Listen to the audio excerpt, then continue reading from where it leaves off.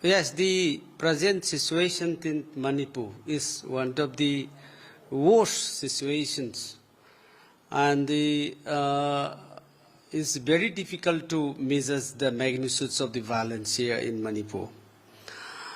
And the recent attacks, starting since 1st September, it's totally changed.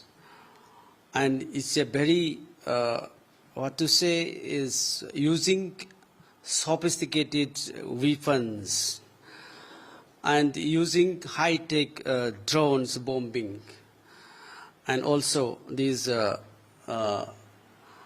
RPGs.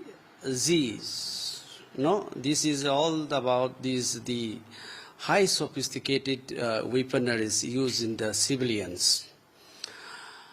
So in these junctures, there is nothing to control by the state governments. So to say, the power of the state is totally seized by the central government. The state government cannot move here and there to control the situations, and there is no power at all.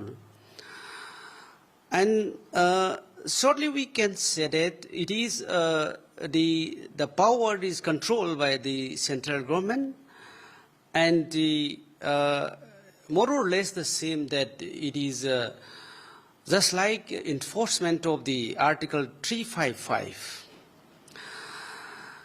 That's why there is no power of the chief ministers at present. And the latest developments since yesterday till now, that is Honorable Chief Ministers and his councils of ministers, along with the ruling MLAs, made the Honorable Governor.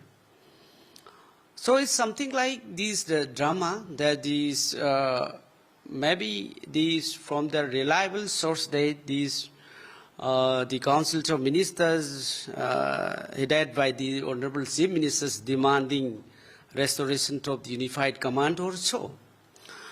So that is why the role of the central government is very difficult to understand, and also